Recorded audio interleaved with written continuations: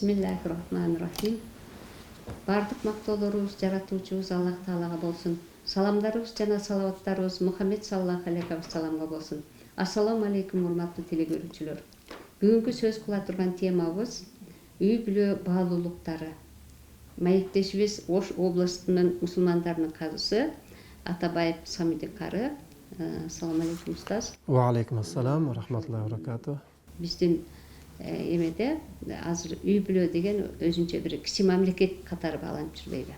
Ушул үй бүлө баалуулуктары динибизде кандай каралган? Ошол тууралуу айтсаңыз.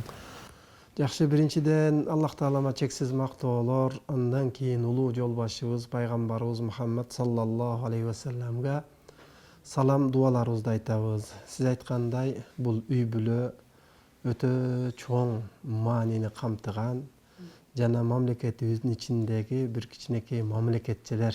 Ар бир үйдө өзүнчө бир мамлекет сыяктуу үй бүлөнүн жашоосу, таалими, тартиби, ал үйдөгү бардык нерселер ушу мамлекет сыяктуу эле бир кичинекей мамлекет болуп эсептелинет.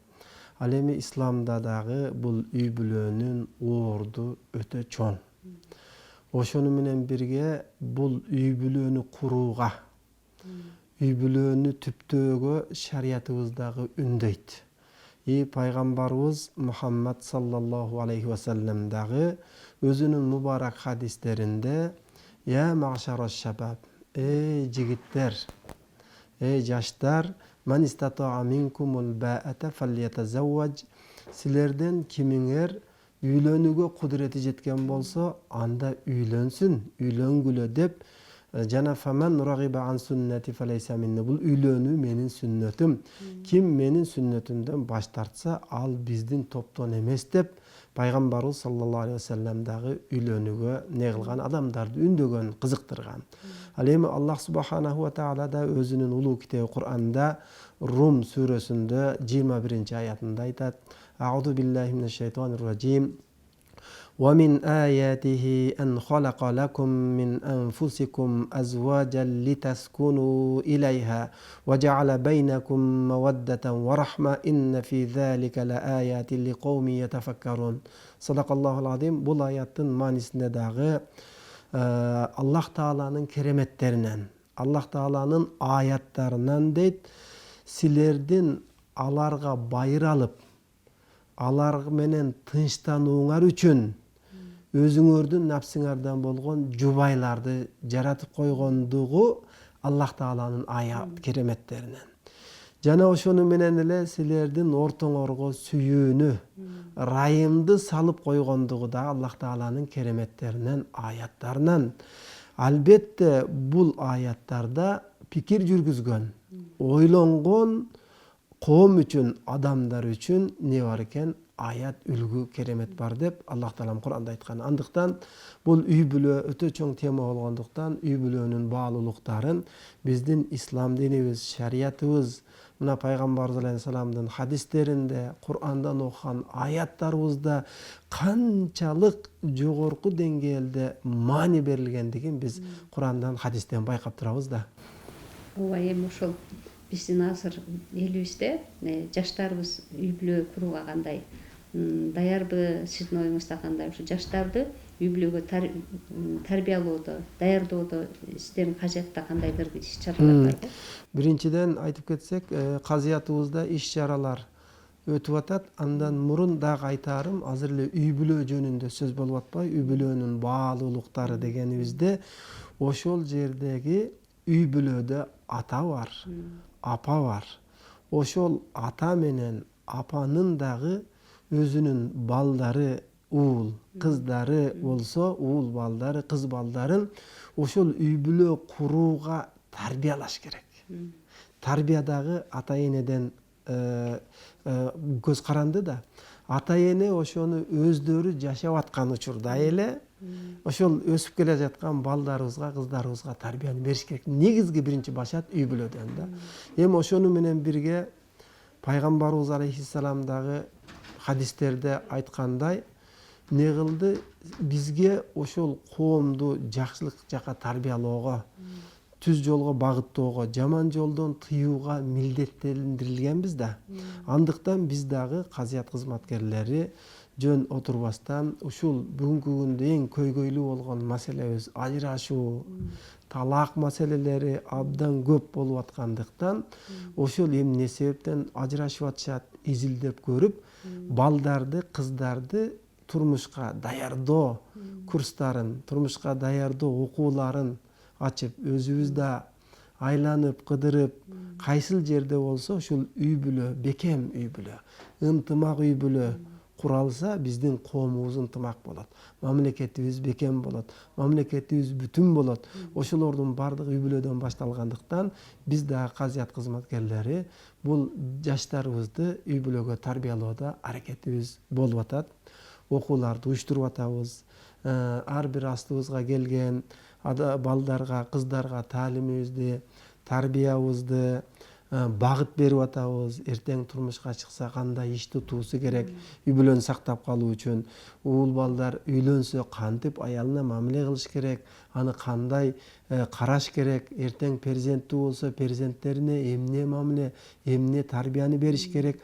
Ошолордун бардыгын курс кылып, биз үйрөткөнгө аракет кылып, ушул иштерибизди азыркы күндө жүргүзүп атабыз. Ушул эфирден деле пайдаланып айта кетсеңиз, эми жаштарга кеткен иштеместерди. Мисалы, көпчүлүк жаштар мына турмуштун жагдайына жараша түрдүү жерлерде иштешип, ушинтип керектүү эмени диний кабарды ала албай калгандар бар да. Ошо үй бүлө куруудагы негизги кандай критерийлерди эме эске алыш керек, кандай баалуулуктары болот. Мисалы, турмуш кыргызда айтып коет го, баягы ээрге кыйшак олтурба депчи. Турмуштун башында эле эмнелерди эске алуу керек. Аланын баягы жол көрсөткөн боюнча үй бүлө курууга жаштарга. Жаштарыбызды Кудайга шүгүр бүгүнкү күндө биздин Кыргызстанда диний аалымдарыбыз чыгып, ушул телевидение аркылуу, радио аркылуу, газета, журнал аркылуу мечиттерде, эл топтолгон жерлерде сүйлөп отуруп, элибизге чоң таалим тарбияларды берип келип атат. Ошону менен бирге сиз айткандай, үй бүлөдө негизинен эң кантип башталыш керек, ээрге кантип кыйшак отурбаш керек, эң биринчиден үйлөнөрдө ниетти оңдошубуз керек да. Ошол үйлөнсөм, ошол алган аялым кандай болуш керек, кандай аял алышым керек, кыз турмушка чыгаарда мен кандай күйөөгө турмушка чыгышым керек. Ошондой кылып ниет, себеби ниет бизден урпак таралат. Биз жашап өтүп кетебиз, максатыбыз келдим, жашадым, үйлөндүм, ичтим, жедим, уктадым, ойнодум, күлдүм, кеттим. Эмес, жок, ошол эле менен бирге кандай жашадым, каяктан таптым, каяка жумшадым, мен өткөндөн кийин, биз өткөндөн кийин коомго кимди калтырдык аркабызга. Ушул башынан баштап ниет коюлуш керек да, эң биринчиденчи. Андан кийин ошол алып аткан аялын, мисалы пайгамбарыбыз алейхисаламга деле көрүндү, баягы үйлөнүп аткандыгын билди. Сен көрдүңбү дегенде жок деди го. Пайгамбарыбыз алейхисалам айтты, сен баргын, аны көргүн деп. Ошону менен тандаганда адамдар үйлөнгөндө байлыгына карап, бийлигине карап, насабына карап, тегине карап, сулуулугуна карап, ыйманына карап үйлөнүшөт. Өй береке тапкырлар, ыйманын карагыла деген. Ошондуктан ыйманы кандай, ыйбалуулугу кандай, бүт бардыгын эртең мен коомго жакшы адам калтырып кетем десе, анда жакшы аял тандасын, коомго жакшы перзент болуп, жакшы эне болоюн, жакшы балдарым аркадан бир мага жакшы сөз алып берсин десе, эне дагы турмушка чыга турганын тандаганга, караганга укугу бар да. Ошондон башталат негизи. Эми албетте алар карады, тандады, үйлөндү дейлиге. Үйлөнгөндөн кийин ал дагы ак нике менен болуш керек. Никеге чейин таптакыр бизде эми чоң адашуулар болуп, үйлөнгөнгө чейин 1 жыл сүйлөштүм, 2 жыл сүйлөштүм деп Кудай сактасын, арам иштерге барып коюп атабы, эмне болуп атат. Ошондуктан биз таалим тарбия берип атканда ушуларды да айтышыбыз керек. Эми үйлөнгөндөн кийин албетте анын мисалы күйөөсүнүн милдеттери бар, укуктары бар, милдеттери: кароо, багуу, ичирүү, жедирүү, таалими, тарбиясы. Ошондой эле аял дагы ошол күйөөсүнүн таап келгендигин сарамжалдуу пайдаланып, ошол күйөөсүнүн мисалы бул ошону менен бирге биздин максат бейишке кирсек деген да оюбуз бар да, чогуу биргеликте.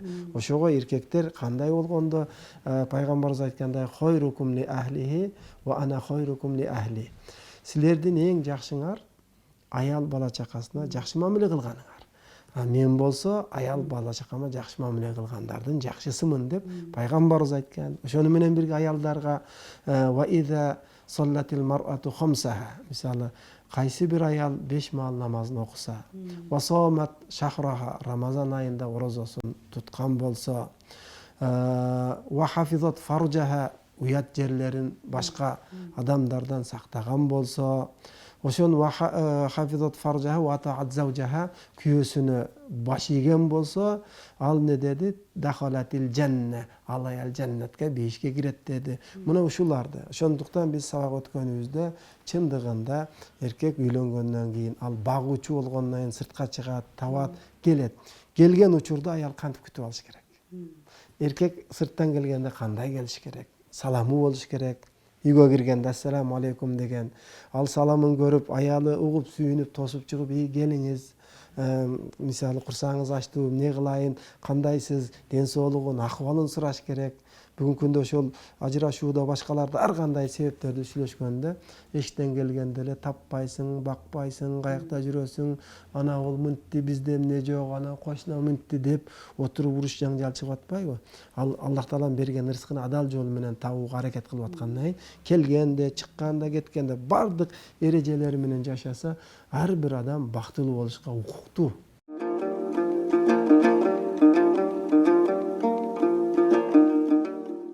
Үй бүлөдө береке, тынчылык болуу, ошол үй бүлөдө чоңоюп аткан балдар дагы. Эми ошо сиз айткандай балдар, азыр эле үй бүлө деп атабыз. Үй бүлө өтө чоң тема болгондуктан, ал эми экөөнүн бири-бирине болгон мамилеси түгөнүп бүткүс маселелерге ээ. Күн түн айтсак. Ал эми ичиндеги балдардын таалимичи, балдардын тарбиясычы? Аларды айтып өтсөк, мына Кур'аныбыз 1400 жылдан бери диний кызматкерлерибиз айтканы ушу үй бүлөнү сактап калуу үчүн, үй бүлөнүн ынтымагын сактоо үчүн бардык күчүн, бар аракетин ушул маселелерди окуп чыгып элге жеткирилип атпайбы? Аллах Таалам Кур'анда да айткан, пайгамбарыбыз саллаллаху алейхи вассалам канчалаган хадистерде айткан. Эми ошол балдарга таалим тарбия берүүдө эң биринчиден ата эне үлгү болуш керек да.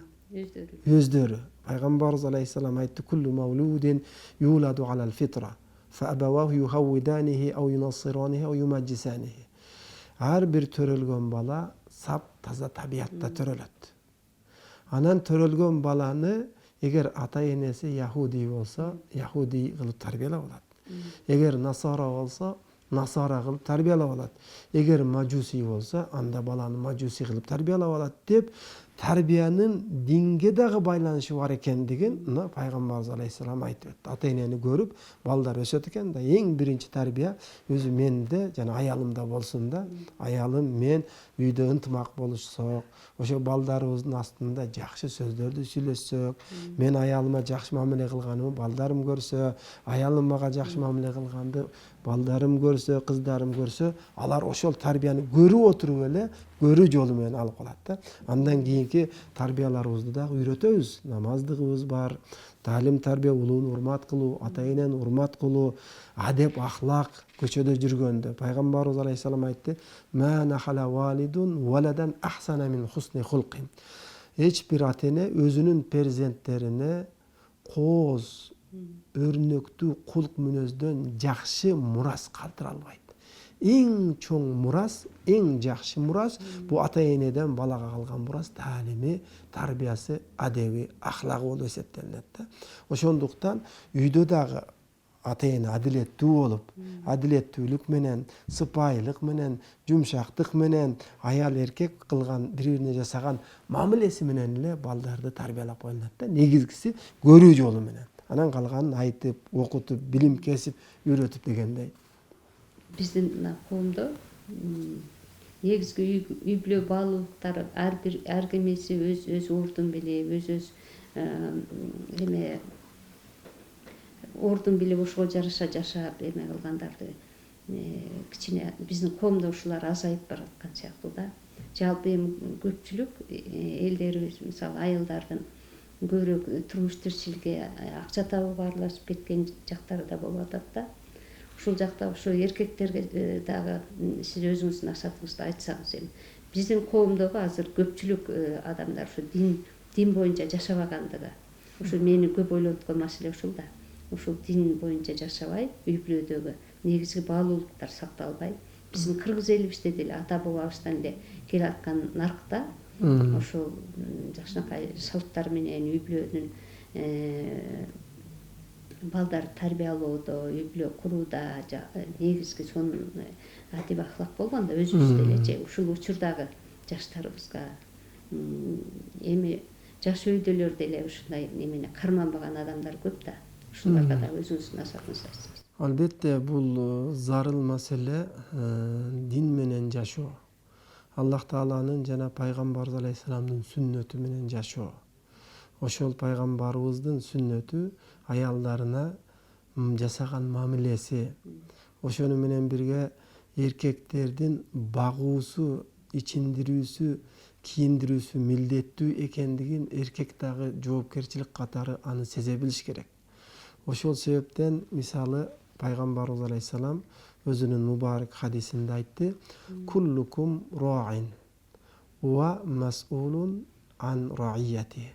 Ар бириңер силер милдеттүүсүңөр, караганга кайтаруучусуңар. Жана ошол милдеттүү болгон адамдарыңардан жоопкерсиңер дагы.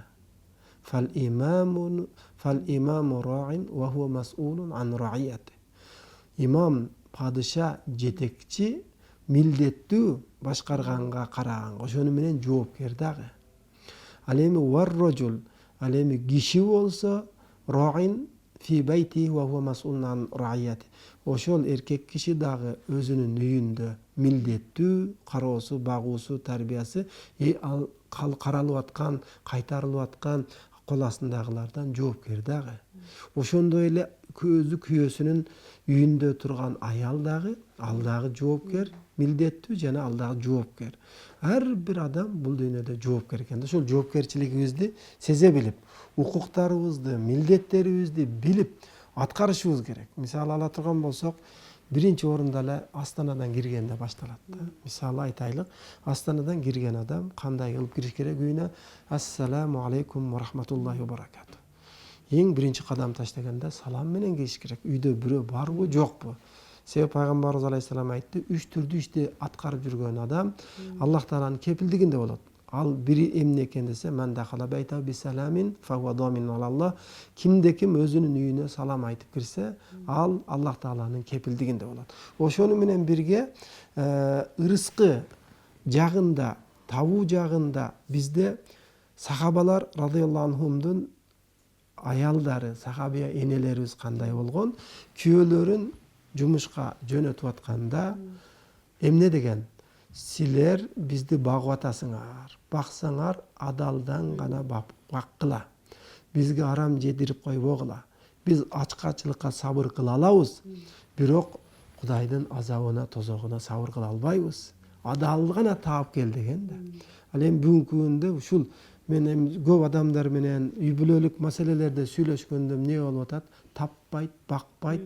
Не кылып бакпай атат, не кылып таппай атат десе, кошунан айтат, досун айтат, досу мындай кетти, мындай болуп кетти.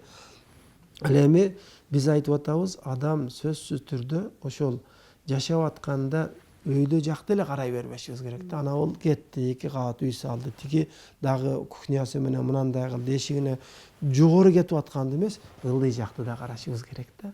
Ар бир нерсенин үй бүлөдө деле аял эркек болгондой бардык нерсе ошол караганда, үлгү алганда да бирде өйдөнү карап умтулсаң, бирде арканы да караш керек да. Аркада кимдер бар, менден ылдый жашап аткандар кандай, мүмкүнчүлүгү чектелгендер кандай, ошолорду көрүп, таасирленип, ошол барына шүгүр кылышыбыз керек да. Анан аялдардын сиз айткандай Россияга кетип калып, мен дагы багам, мен дагы табам, кокуй эле анага жетем, буга жетем деп биздин жашоодо жашаганда бир гана биздики ичкен, жеген, кийинген нерсе эмес да. Биздин таалимибиз, тарбиябыз, ибадатыбыз, берешендигибиз, мамилебиз баардыгы каралат да. Ошондуктан аялдардын күйөөлөрү биякта калып Россияга кетип калганы башкасына биз толук каршыбыз. Себеби ал балдардын тарбиясы гана. Биз мисалы эл аралаганда, айылдарга барганда, кээ бир ушундай колунда жок немелерди бир кабар алып коелу деп барсаң, мисалы үйдөй мына жерде жалаң жаш кичинекей балдары калыптыр деп анан кой кирип коелу десең, барсаң отурат, кызы бар да бир неме чоңурагына каратып койгон кийинкилер. Ата тарбиясы гана, эне тарбиясы гана, мейли жок дегенде атасы аяка иштеп келейин деп бир убакытка мөөнөткө кетсе, эне карап тарбиялап туруш керек эле. Ал эми аял деле мен деле табайын, мен деле байыйын деп, же болбосо кээде күйөөсүнө каратып коюп аялдын кетип калышы өтө туура эмес да.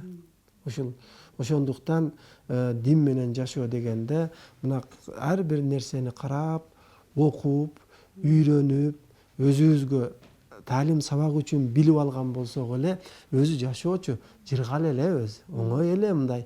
Бардыгын өзүнүн эрежесинде дин менен жашаса, рахат да, эч бир кыйынчылык нерсе жок.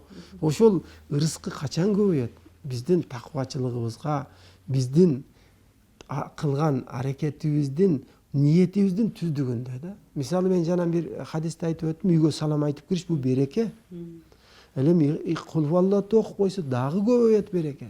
Үйдө дайым Куран окулуп турса, Аллахым берекени бере берет. Эми баардыгы эле аракет кылып атат, карасаңыз бирөө мынандай, бирөө мындай. Бирок бирөө кедей болсо деле үйүндө береке бар. Бирөө бай болсо деле үйүндө береке жоктур. Бай бар, берекелүү жашап аткан. Бай бар, колунда пулу бар, берекесиз жашап аткан. Колунда жок адам бар, берекелүү жашап аткан, колунда жок адам бар, берекесиз жашап аткан. Негизинен Аллах Таалам береке берсин да, жашообузга жакшылык берсин. Ошондуктан бул үй бүлө маселеси, үй бүлөнү куруу бул өтө маанилүү, өтө зарыл. Ошондуктан кыздарыбызды да, балдарыбызды таалим тарбияда эртең мен эми балалуу болдум, мен мынанча балам бар, менин мынанча кызым бар, мектепте 5 алдык окуй, университетти бүтүрдү деген менен үй бүлөлүк өзүнүн күйөөсүнө жасаган жакшы мамилени үйрөтө албасак, ошол эркектин ошончо окутуп туруп алган аялына жакшы мамиле жасай турган пайгамбарыбыздын жолун үйрөтө албасак, анда үй бүлөнүн баалуулуктары калбай калат да. Устаз, эми мына сиздердин үй бүлөнү мен билем да. Сиздер менен мына Абдрахман эмеңиз менен дагы бирге иштеп жүргөндө, ошол сиздерде 16 бир тууган экенсиздер го, Ошол үй бүлөңүздө өзүңүздүн атаңыз, энелериңиз тууралуу айтып берсеңиз, ошондогу сиздердин үлгүлүү үй бүлө экендигин, мына Зиябидин устаз дагы кандай сонун кырааттарды айтат эле. Ушул үлгүлүү үй бүлө катары өзүңүздүн үй бүлөңүздү, атаңызды айтып кетсеңиз, сизге ушул тема менен келгенин себеби дагы негизи ушул. Жакшы, рахмат. Биздин үй бүлө дагы өзүңүз айтып өткөндөй атабыз Абдырайым кары 30 пара Куранды жаттаган. Анан чындыгында эми эл оозунда адеби менен, ахлагы менен, элге жасаган мамилеси менен даңазаланган ал киши. Чындыгында эми ал убакта карылар, илимдүүлөр ушунчалык жокко эсе болсо да, бирок атабызда илим, карылык болгону менен даңазасы адеп ахлак менен да болгон да. Ошондуктан биз 16 бир тууганбыз, 2 апабыз бар. Жакында эми бир апабыз да өтүп кетти. Азыр бир апабыз бар, 94 жашта.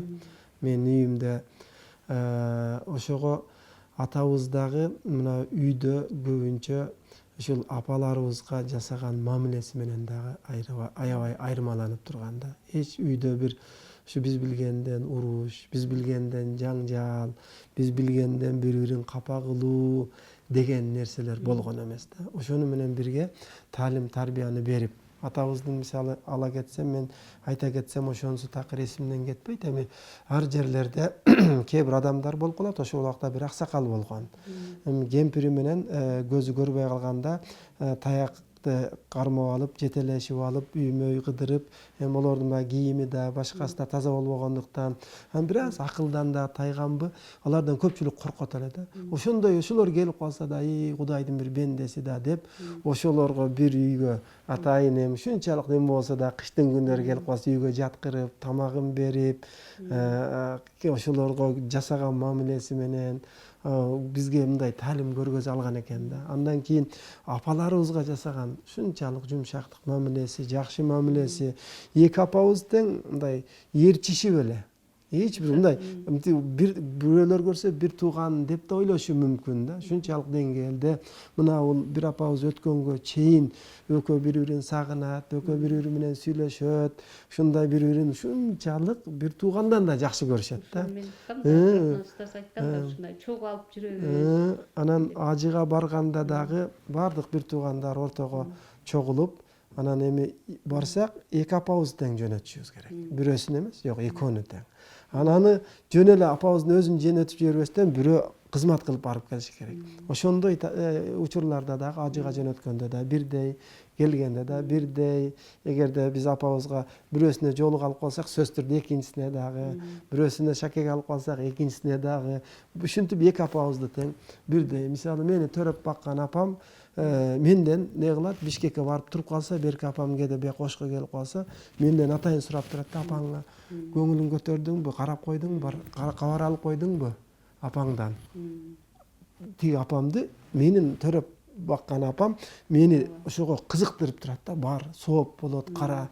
Ошондуктан бизде эки апабызга барганда алар эркелетсе, бизди мындай жалынып, жалбарса экөө тең бирдей. Балким сырттан көргөн адам мени бул апамдын баласымынбы, же бул апамдын баласымынбы билбей кала турган деңгээлде дагы ушундай тарбия болгон да.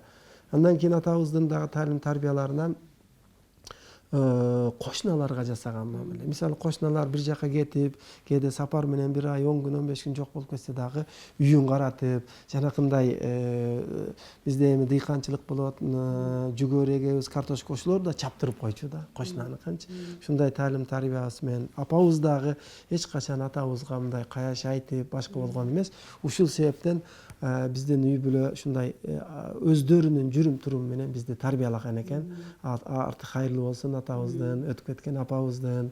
Аллах ыраазы болсун. Аллахым ал дүйнөдө ошол өтүп кеткен апамыз менен атамызга Аллахым өзүнүн ажырын берсин. Ошол кылган амалдарына сиздер дагы ошо жалпы үй бүлөңүздөр менен элге журтка үлгү катары жакшынакай кепкеңиштериңиздерди айтып жүрө бериңиздер. Эң сонун жакшы маек куруп бердиңиз. Сизге Аллах ыраазы болсун. Мына ушу жалпы эле биздин коомчулукта мына ушул жашоодо биз убактылуу жашоодо жашап атканыбызды жалпы журтчулугубуз түшүнсө да, качан гана биз акыретти издеп Аллахтан коркуп бир күн ушул жерден кетип, ушул жашообуздун жообун бере турганыбызды ар бир адам сезген кезинде гана ошо үй бүлө баалуулуктарын сактап, бири-бирибиздин акыларыбызга кирбей жакшынакай жашоо болот го деген ойдомун да. Сизге Аллах ыраазы болсун. Ошол жалпы ушул иштериңизде дагы жалпы эл журтчулукка жакшынакай кепкеңиштериңиздерди берип жүрө бериңиздер. Рахмат, рахмат. Теле көрүүчүлөр, мына ушу бүгүнкү көрсөтүү да соңуна чыкты. Кийинки көрсөтүүлөрдөн кездешкенге чейин ассаламу алейкум ва рахматуллахи.